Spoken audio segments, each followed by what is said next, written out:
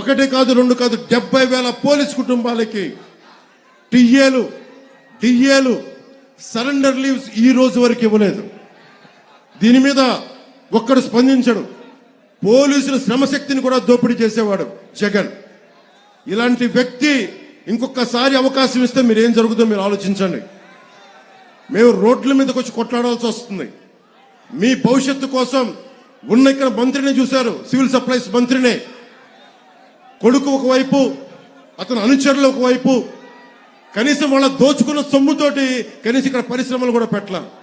ఎక్కడో తెలంగాణలో బాలానగర్లో ఇక్కడ కూర్చొని స్టీల్ ఫ్యాక్టరీలు పెట్టుకున్నారు. అక్కడికి వెళ్ళి ఇక్కడ దోచేసిన డబ్బుతోటి, ఇక్కడ టీడీఆర్ బాండ్లతోటి దోచేసిన డబ్బుతోటి వెళ్ళి తెలంగాణ హైదరాబాద్ లో బాలానగర్ లో ఫ్యాక్టరీలు పెట్టుకున్నారు. కనీసం అవినీతి డబ్బుతోటి కనీసం ఇక్కడ పరిశ్రమలు పెట్టినా కానీ కొద్దిమంది కనీసం ఉపాధి అవకాశాలను వచ్చిండే. వాడు కనీసం ఆ జ్ఞానం కూడా లేదు ఆ మనుషులకి. ఇది మీరు చాలా ఆలోచించి నిర్ణయం తీసుకోండి.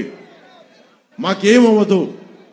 ఆయన చాలా గుండె దిట్టి ఉన్న నాయకుడు. ఆయన జగన్ అకారణంగా ఆయన జైల్లో పెడితే నేను వెళ్ళి చూస్తే ఆయన ఏం బెదర్లా బలంగా నిలబడి ఉన్నాడు. ఆయన దేనికి బెదిరే వ్యక్తి కాదు ఆయన. కానీ నాకు అనిపించింది, ఏదైతే మాట ఇచ్చానో 2021లో వైసీపీ వ్యతిరేక ఓటు చీలకూడదని చెప్పి నేను పదే చెప్పాను. అదే మాట మీద కేంద్ర నాయకత్వానికి తెలియజేశాను. నేను తగ్గాను. నన్ను కావాలంటే విమర్శించారు. ఎందుకు నిలబడ్డానంటే ఆంధ్రప్రదేశ్ యువత, ఆంధ్రప్రదేశ్ భవిష్యత్తు పాడవకుండా ఉండాలంటే నేను ఒక పిసరు తగ్గితే నేనేం తగ్గిపోను. ఎక్కడ నెగ్గాలో కాదు, ఎక్కడ తగ్గాలో తెలియాలి. దేనికి తగ్గాను నేను?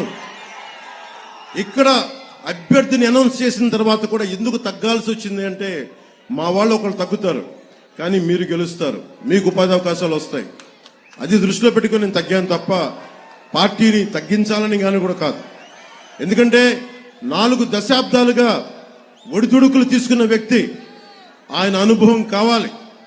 అలాగే నేను ఎక్కడ సమస్య ఉన్నా, ఉదాహరణకి ఉద్దానం కిడ్నీ సమస్యకే 2014లో ఆయన మీద నాకు ఉన్న గౌరవం ఏంటంటే, 2014లో ఉద్దానం కిడ్నీ సమస్య అప్పుడు గుర్తించి శ్రీకాకుళం వెళ్ళి నేను తిరిగితే ఆయన దృష్టికి తీసుకొస్తే 24 గంటలు తిరక్క ముందే మొత్తం ఉన్నతాధికారులు బృందాన్ని పిలిపించి మంగళగిరిలో కూర్చొని, క్యాంప్ ఆఫీసులో కూర్చొని మొత్తం ఏం చేయాలని చెప్పి వెంటనే తక్షణంగా దానికోసం ఒక రిలీఫ్ ప్రోగ్రామ్ చేశారు.